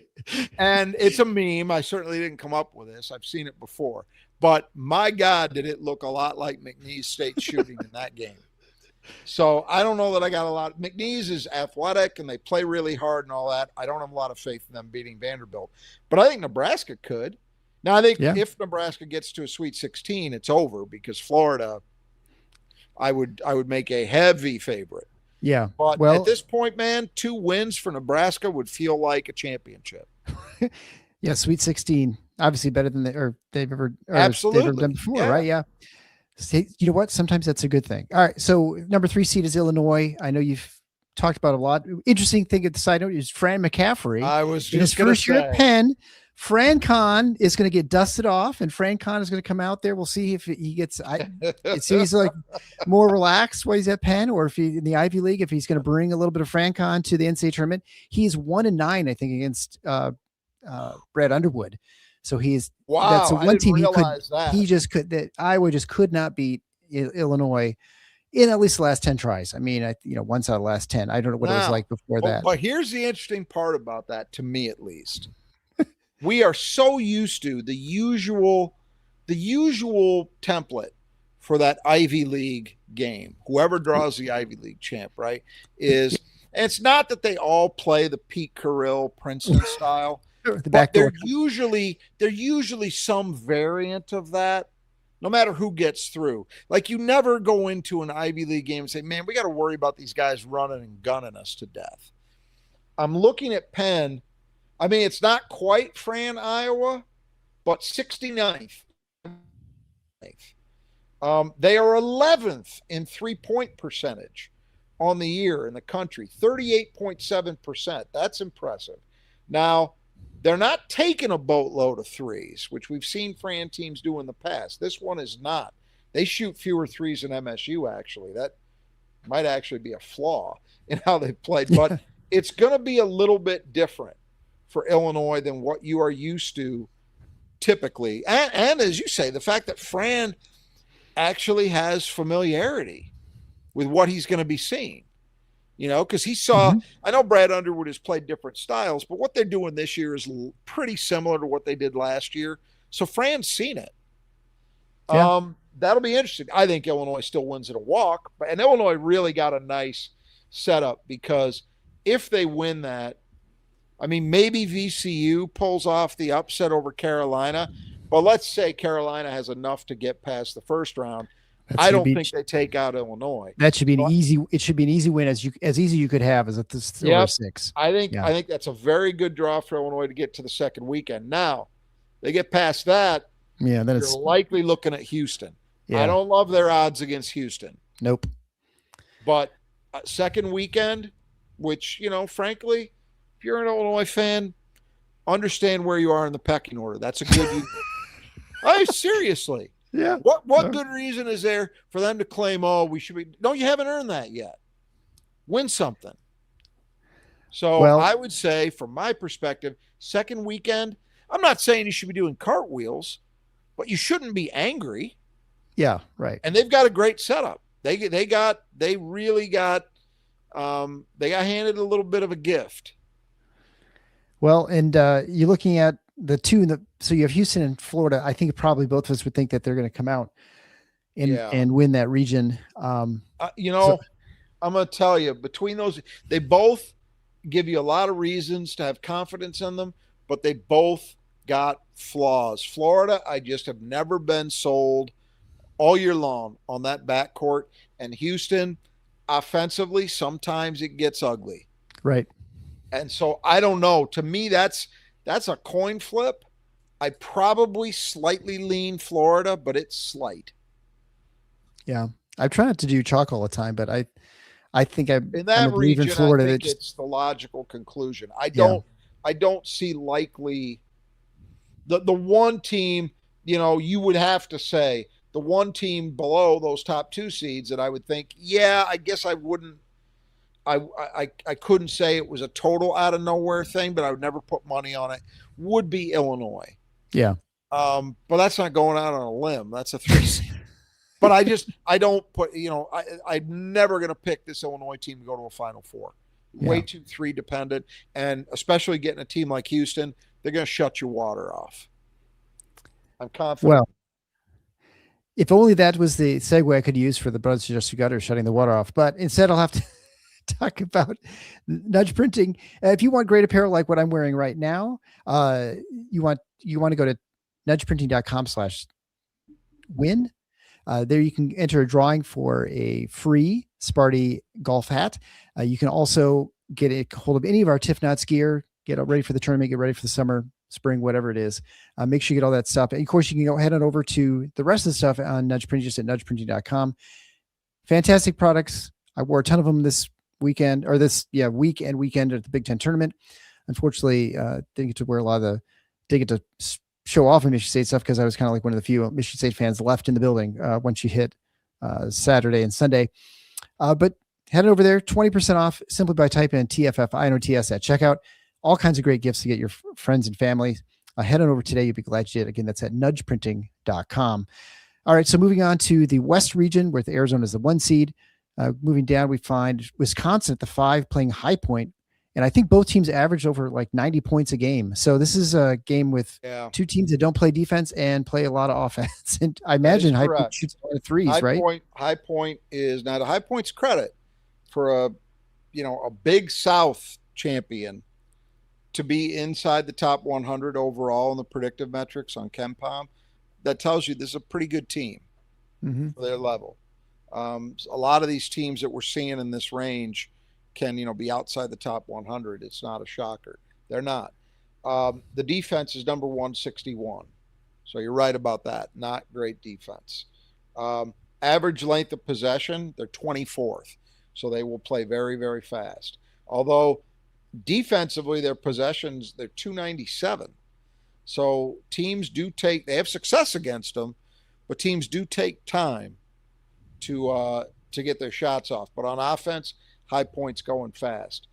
Here's the thing. With all that pace, they are number 5 in the country in turnover percentage. So they're one of those rare teams that goes into this game actually having an advantage in that area against Wisconsin. Wow, that's unusual. They're better. They also get to the line a ton. They're 22nd in drawing fouls. Now, Wisconsin is good at avoiding them. They're 71st. So that's going to be a irresistible force, a movable object kind of thing. And 2-point percentage, High Point number 32 in the country. What they don't do is a ton of damage from 3. They do some. They're mediocre, let's say. But that's another one. I already heard people on the CBS show picking High Point as an upset. And because it's a 5-12, guaranteed you're going to see a lot of people pick it. I am not a believer in Wisconsin having this Final Four potential I've heard some people come up with, because way too volatile to win 4 games. Right. But can they win 2? Yeah. I think, this is my Big Ten. I feel like my Big Ten bias is showing because I haven't picked a Big Ten team to lose its first game yet. And given that there are 9 of them, it's going to happen. Yeah. But I just can't pick Wisconsin to lose this one. I think they're going to win. But then in the second round, it's Arkansas, Hawaii. Arkansas, and I think it's nighty-night. Yeah. Because I do like Arkansas. I think that everybody's talking this way. I'm not breaking any news. For as good as Darius Acuff was when Michigan State saw him, and he was, he's gone to another level since then, and I am not surprised. It was obvious from the point that kid was a sophomore in high school at Cass Tech that he was going to be an elite point guard, and he is every bit that. And they got other pieces too. We saw it. That's a good athletic team that's also got some size, and they got 2 really good freshmen. But, man, having a guy like Acuff, that's a big deal. I don't see Wisconsin getting past them. Yeah. And then that could set up an Arizona-Arkansas Sweet 16 that I think would be very entertaining. Well, moving down to the bottom half of the bracket, then the other Big Ten team is Purdue sitting there at the 2 seed. Obviously, Queens you already talked about. The next round match begins either Miami or Florida, who, I mean, that was a team that won like 4 games last year or 6 or something like that. Yeah, but it's in the age of the portal. Yeah, right. None of it matters. And then they're taking on Missouri. Yeah. This is the thing. I know something. Miami's got some pieces that I think are really interesting. They have Trey Donaldson, who was, of course, Michigan's point guard last year, right? And he transferred. Right. For those of you who don't watch a lot of, Tuesday night ACC garbage games, you might not have seen Miami, but he's one guy that you'll be familiar with. And another guy that I think you'll be familiar with is Malik Renault, who was a very I liked that kid's game. I thought he got dealt such a raw deal last year in Bloomington with Indiana when they brought in that big stiff from Arizona and paid him $2 million. It completely eliminated post opportunities for Renault. And that was just a bad deal. But Malik Renault this year, he's had a very, very good season. And I think he and Donaldson are the two guys that lead the way. That's a team that don't count them out against Purdue. I mean, they're number 33 offense, 38 defense. So they're not elite in either area, but they're balanced. They're solid. And 29th in the country in 2-point percentage. Malik Renault can wear Purdue out on the inside. There's a chance, if that's the matchup, that could happen. They're also number 17 offensive rebounding. So their front court is going to lay the wood. And I know Purdue, I guess this is the point to talk about it. You're going to hear a lot of talk this week because you always hear it in these scenarios about how, Purdue's found themselves. Yep. Right? Mm-hmm. What they win? They had to win 4 games, right? So they won 4 games? Yeah. Yeah. Because they played Thursday against Northwestern. Correct. Yep. So they beat who'd they beat? They beat Northwestern. Then UCLA. No. Who'd they beat after Northwestern? Oh, they didn't play Northwestern in the quarters. Played Northwestern. Boy, I was only there, and I'm trying to remember who they beat. They beat UCLA, Michigan, Northwestern, and who's the other team? They would have been. Let's see. They would have. Was either Wisconsin or Illinois? Wisconsin, because they had beat Wisconsin. No, right? Michigan beat Wisconsin. Oh, Michigan, Wisconsin. They beat Nebraska. There you go, Nebraska. It was a red team, but that's like half the Big Ten. Yeah. So you're going to hear a lot. And look, they beat Northwestern by double digits. They beat Nebraska by double digits. They beat UCLA by 7. And then they beat Michigan by 8. Yep. You're going to hear a lot of people talking about Purdue's finally found themselves. And looks like they did in November. Yeah. Maybe they have. Last year's team was pretty much the same deal, worse, arguably, going into the tournament. Yep. And they managed to get to the Sweet 16 and probably should have beaten Houston when they were there. Yeah. So we have seen that before. However, I'm not buying it. And I'm not buying it based mostly on what I just talked about. I look at now Miami's got to do their part. They got to get past Missouri, and Missouri's not great, but they're not garbage. They could pull off an upset there. But if Miami is there waiting for them, I'm telling you, that's a bad matchup for Purdue because I am not convinced that all of a sudden they've solved the defensive problems that have plagued them all year. I'm just not. And, sometimes the offense is enough that it can carry you for a while. Purdue's got shooters. We know that. And they've also got some guys who can get it done in the post, so they can score in different ways. Right. But I just don't love that. If Purdue did get past that, however, Gonzaga is, in my mind, a weak 3. Mm-hmm. I think that could open it up where, then Purdue gets the honor of getting spanked by Arizona. Yeah, I think. But I don't see it. I'm probably picking Purdue to go out in the round of 32. That's my feeling right now. And of course, Arizona, you probably have them coming out of the region at this point. Yeah. Yeah. I mean, BYU. Yes. There's too many injuries with Tabonsa and stuff like that. No, BYU, no shot. Yeah. No shot. Maybe Trey Holloman's going to make a run. He's in the play-in game. He's in the play. They snuck in. Then moving to the last region. Actually, I'm going to tell you just real quick. Okay, go ahead. The biggest threat to Arizona in that region, in my opinion, is Arkansas. I buy that. Yeah. Midwest has Michigan's a 1 seed, obviously, and so they are. And this is the thing I don't like about the Big Ten tournament with teams that you are almost everyone heads into the Big Ten to the NCAA tournament with a loss, and so I guess you could say it doesn't or doesn't matter. Maybe historically it doesn't make a difference, but I think I don't know. I mean, I'm watching Michigan today. This is how I felt about Michigan. If you get up on them and you force them to play Mara large minutes, because they're defensively, they're not nearly as good without Mara in there. I mean, they're very beatable team on the inside without Mara. He changes the equation. When they're not playing from ahead, they struggle, and when they were down like 7 points, they just could not come back in that game. Right. Now that's partly Purdue making plays, but also I think Michigan just played kind of tight, and I'm not saying that could just been this game or something like that, but anyway, they don't seem as overwhelmingly dominant as I think people have been making them out to be. They're not. That's because they're not perfect. Yeah, they're not perfect, but they're they're definitely a very good team.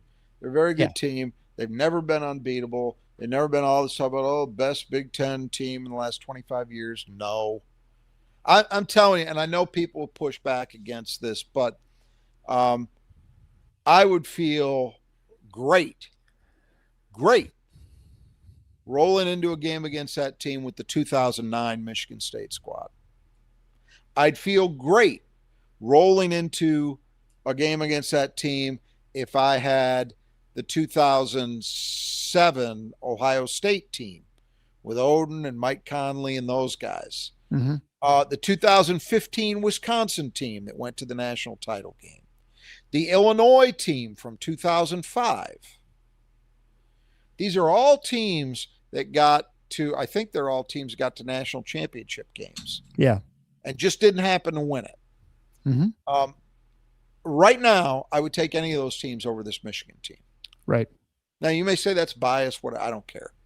But I can absolutely make credible arguments. I'm not even sure that, again, you can say it's biased. 2019 Michigan State, where they were at tournament time, with Cassius Winston dancing around right. I'd take my chances. I'd be okay taking a shot. 2014 Michigan State, that didn't even make it to the Elite Eight with all that horsepower, all that talent. I'd take my chances. My point is the Purdue teams with Zach Edey, we don't even have to go back that far. Right. Yeah. So it was always a joke. They're a really good team. How good they are and whether they get to make that claim that people have preemptively tried to make for them gets determined now.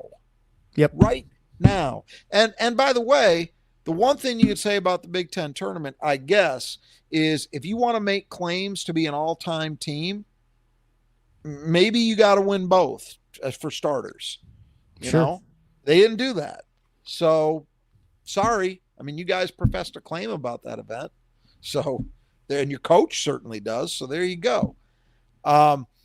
So look, it's a really good team. They've never been this impenetrable colossus. It was never the case. They've got flaws. They're a beatable team. We've seen it happen 3 times. That's not a lot, but it also doesn't put you in all-time team conversation. So let's just get to reality. Yeah. Well, in the case on injury, of course, it hurts them quite a bit. Sure, but I think we saw that today. I do think that McKinney has really emerged as continued, I think, to play. I want to say he was kind of their best and most consistent player in the Big Ten tournament. Now, he did play tons and tons of minutes. I didn't see any of the game today. I heard he didn't play that well. Let's see. Well, I don't know. I thought he played he was only had 6 points. He was only 2 for 6 from the floor. He did have 6 rebounds, 3 assists, no turnovers. So that's not a bad floor game. He was automatic, and he took a bunch of the threes late that were meaningless and that were just like, two. Yeah. They were. I think they were the ones that didn't matter. That's not a bad floor game. I agree that he was real, and I thought he was sensational against Michigan State. Yes. Last weekend. Yeah. I mean, I thought he was great. Yeah, he was. He's had a really good year, but I'm telling you, it's still, you see the difference. You do see the difference that have being one guy short as opposed to where they were in terms of their rotation. That now people could say, well, you always, or most teams shrink the rotation in March anyway. Okay. Is 8 enough to get through a tournament? Yeah, of course it is. But it's not their preferred way to play. Right. Just like Michigan State last year. Michigan State's preferred way to play is keep rolling guys out. Yep. So if that's what you want to do and you can't do it anymore, well, that's a problem. Yep. I think, Lendenborg bounced back today. He had a good game. Yeah, I would say he was okay. He was not 7 from 3 and 4 for 7 from 2. Yeah, I 5 know. boards, only had 1 assist, 2 turnovers, but that's still, he was a leading scorer easily. He was just not quite as he was better than he was in the previous 2 games for sure. Because the first 2 games in the Big Ten tournament, he was not very good. Really didn't do much. It's a weird thing with him that I don't get it. He has a tendency, and the Michigan spin on it is, oh, he's so unselfish. Okay, I don't think he's a selfish player. I agree with that. Yeah. But when you are supposedly your team's best player, and especially when you're conference player of the year, as he is, it's weird to see those occasional games or even long stretches in games where he just kind of disappears. Mm-hmm. It's very strange. And he did that for a long stretch, I think, in the semi. He wasn't particularly impactful against Wisconsin Ohio State, right? Yep. Right. So, yeah, that's that's another thing. If you're Michigan, maybe you're worried about that a little bit. I don't know. Well, but you might not understand enough about the sport to be worried. So he was wearing a back brace all the time. I don't know if he's been doing that recently. I don't remember seeing that in the Michigan State game or even the first game when they played Ohio State. He was not. He has a back brace all the time on, at least this game, and maybe he did Wisconsin. Didn't he get a little banged up toward the end? I believe today or Saturday. Yeah, today. Yeah, I mean maybe. Yeah. I don't know. That's my understanding is that he got banged up, not to the point anybody's talking about him missing games. But yeah, but he might not going to be as healthy. Effective. Yeah. I think overall they have a pretty nice draw. Their next game would be against Georgia St. Louis, which I think are games, and then I'll tell you. Here's one to watch, and this will be something that, and I just want to pull up a number here. And it's going to take me. Are you believing Bobby Avila? Is that you got it? You got it. Because goggles. I just want to verify what he's done this year, and so that's going to take me a second because I certainly know what he's done at other points in his career when he was at Indiana State. We saw it, right? Yeah. Someone mentioned that it was Yaxel's ankle that he hurt. Okay. Yeah.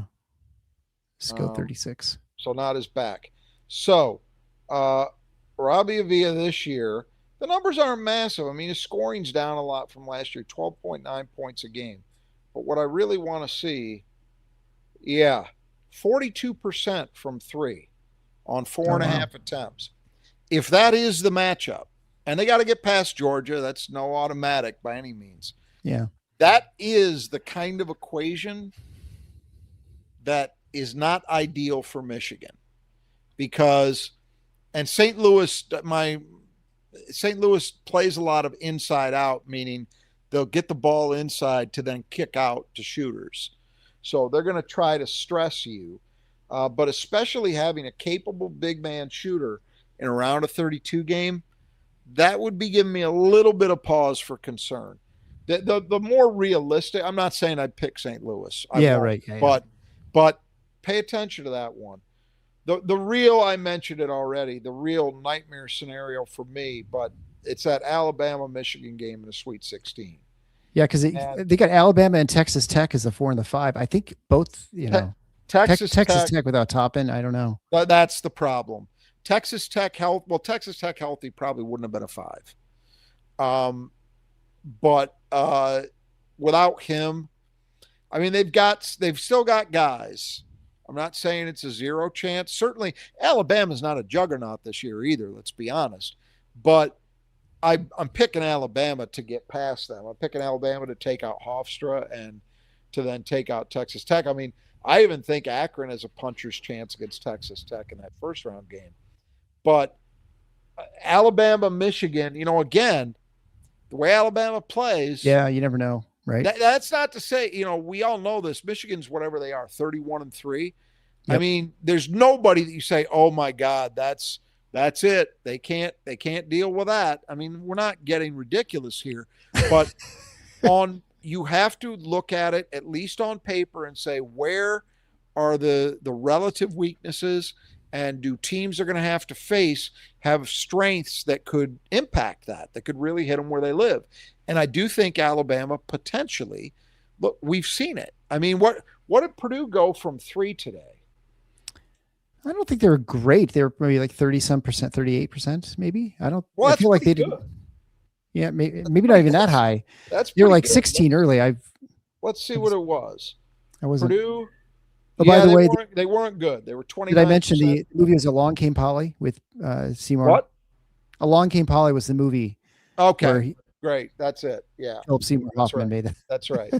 Well, that's McNeese State. If you've seen that movie and that scene, you know what McNeese State looks like. At least on the day I saw them. Yeah, they didn't do much damage, but we know that generally speaking, when Michigan's had a problem, it's threes. Well, it was particularly with Kaufman-Renn. Yeah, Kaufman-Renn is the one who tore him apart today with his twos, which was surprising. That is surprising. He looked like the old TKR. I would say, and I just want to take a quick look at Alabama here, at Alabama's profiles. I certainly know what they play like, but I want to see some specifics. Yeah, so Alabama, number 1 in the nation in three-point frequency. 54% of their shots come from 3. It's not a surprise. They're pretty good at hitting them, too. They're 71st. They're almost 36%. Yeah. So that alone, a little bit of a problem. But, I'm looking at our friend from, Aiden Sherrell's three-point shooting's taken a little bit of a hit. He's down to 32%. He was much better than that early on in the season.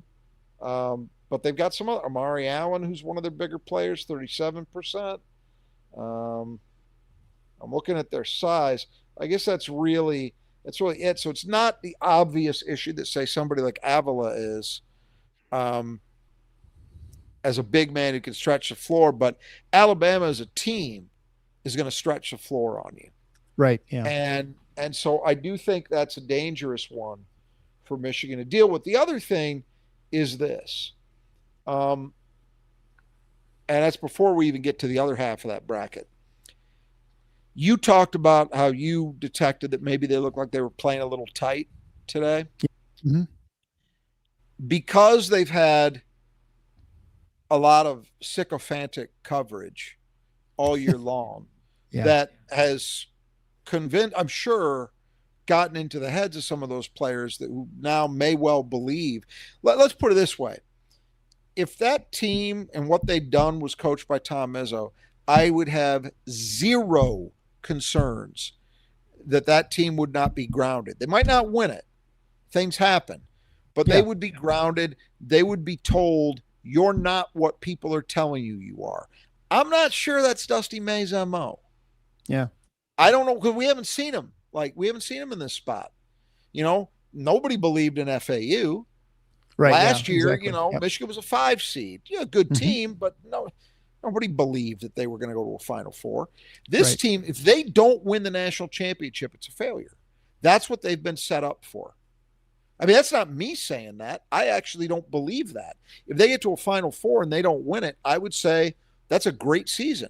Yeah. But by the standards that have been imposed on them, it's title or bust. Sorry, guys, them's the rules. I don't make them.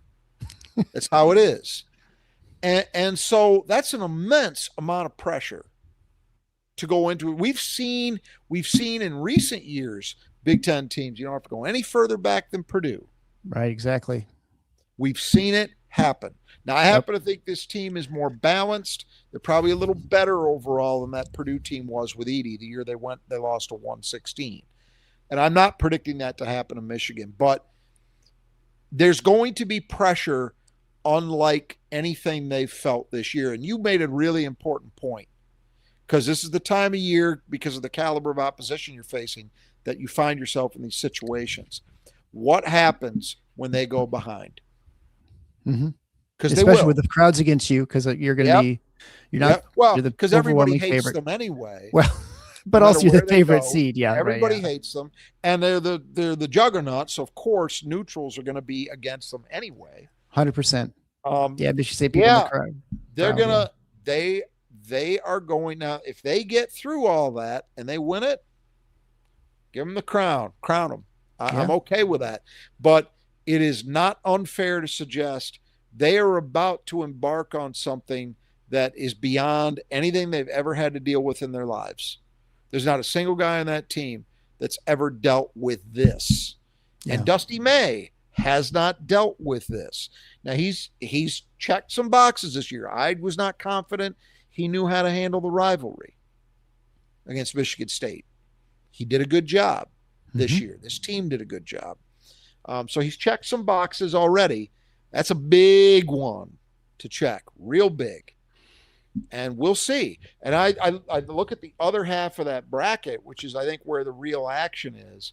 Although, again, I think Alabama, and the real action, of course, is one team primarily. Right. You know, Tennessee's got some horses, but they've been inconsistent all year. Right. Virginia's had a great year. I don't believe in them as a Final Four team. I just don't. Kentucky, we know what Kentucky is. Yeah. But Iowa State down there is a 2.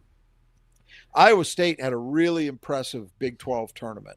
They didn't win it, but really impressive. I mean, you look at, it wasn't just the wins.